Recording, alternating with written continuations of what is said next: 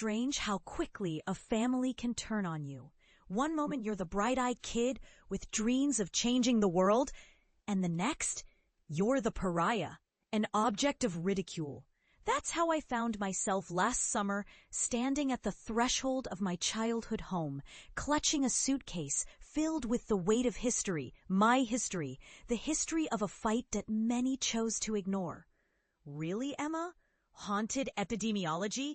You're going to waste your life on this nonsense? You're going to lose your mind. My mother's voice echoed in my head, a relentless echo of their laughter. The very thing that drove me to pursue this path, my desperate need to prove them wrong, was now a heavy shroud of dread wrapped around my shoulders. I stood there, my heart thundering as I remembered how I had once fled this place, overwhelmed by the scorn of my family, who insisted that my obsession with plague folklore was delusional. After I exposed that rat infestation cover-up at the city waterworks, I had hoped that the horrors I'd unearthed would matter. I thought they'd see that my work meant something. Instead, I was fired, dismissed as a fearmonger igniting paranoia. But I had found a new calling. My studies unveiled the chilling interplay between history and disease, revealing the haunts of the past as they wedged themselves into the present. Each plague legend, each cursed territory featured on my meticulously mapped charts, whispered of truths that made others shudder, but ignited something fierce within me. I was no longer a disgrace. I was a warning. I knocked, my heart racing, and the door creaked open. My father stood there, his face paling as recognition hit him. After years of silence, here I was, no longer the little girl who once begged for validation. I had survived the darkness that they thought would consume me. "Emma," he said, voice trembling, eyes searching mine for a trace of the daughter he once knew. "Dad."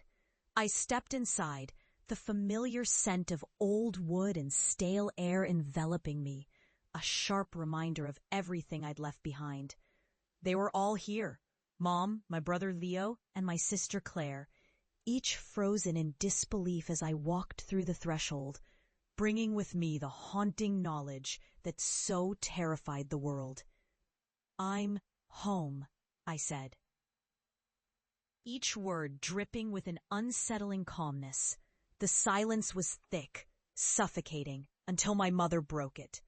"You haven't changed," she spat, a flicker of disdain chasing away her surprise. "How could you? You're still chasing shadows." "Maybe I am," I replied, my voice steady, "but these shadows are very real." Unease coiled in the room, thick and palpable.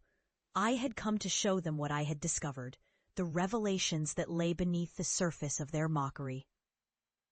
They didn't understand. They couldn't, nor would they ever want to. Before they could respond, I snapped open my suitcase and pulled out the delicate maps, yellowed with age, intricate networks connecting sites of plague legends that practically pulsed with history.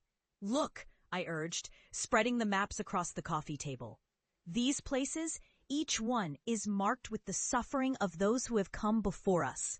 I've traced their stories through disease, through fear. The connections are undeniable."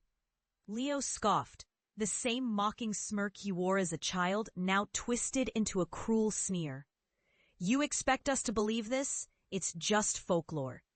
"Is it?" I said, a chill creeping into my voice. "Or could it be something more? Something that's coming back?" The tension crackled, an electric charge in the air between us. I leaned in closer, feeling the chill of what I had uncovered creeping up my spine. "Do you remember the nightmares that used to haunt you as kids? The stories of the plague doctor. The rats? It's not just tales anymore. The city is gripped by a resurgence of dread, the same dread our ancestors felt." And with that, I opened the final map, revealing the locations, my discoveries of recent outbreaks. "The lines have begun to converge," I whispered, the words barely escaping my lips. What if the hauntings of the past come back as something living, something we can't deny? Their stopping hesitations twisted into something far more sinister. I could feel the doubt slip away, replaced by the prickle of fear. The air grew colder, heavy with unspoken thoughts, and the shadows began to dance around the room, whispering truths only I could hear. Then it happened. A loud crash from outside, followed by a terrible shriek that tore through the house. The windows rattled, and as the lights flickered, something dark slithered across the threshold. It was a manifestation of every fear they had ever dismissed. The room erupted in chaos. My mother shrieked, clutching onto my father, who stood paralyzed, unable to process the creeping dread that now slinked into our reality. Leo stumbled back, eyes wide, and Claire fell silent, her mouth agape as terror gripped her. "No, this can't be happening," my mother screamed, thrusting her arm toward the door. But the shadow twisted and reached for her. It was the harbinger of what they had mocked, the embodiment of the ignorance that had pushed me out. I stepped forward, a fierce resolve igniting within me. "You wanted proof? Here it is. You can't hide from this anymore." The shadow recoiled slightly, as if not expecting me to face it. My heart raced, but I stood firm, a shield of knowledge against the darkness that had haunted me for years. Their faces twisted in horror. Realization dawning too late, this was the price of their disbelief. And then, with a final leap, the shadow dissipated into a chilling mist, leaving only the echoes of their panic behind. The room fell silent, and their reality shattered. I looked at them, the weight of what I had uncovered still heavy in my heart. I survived what you didn't believe possible, and now you must face the truth. As I turned to leave, I heard my mother's voice tremble behind me. "Emma, please." I paused, glancing back at the family that had once turned against me.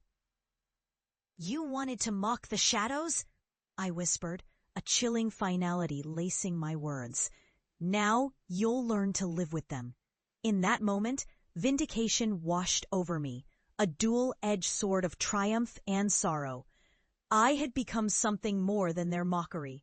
I was the living testament of every ghost story, every buried legend, and the darkness they had chosen to ignore.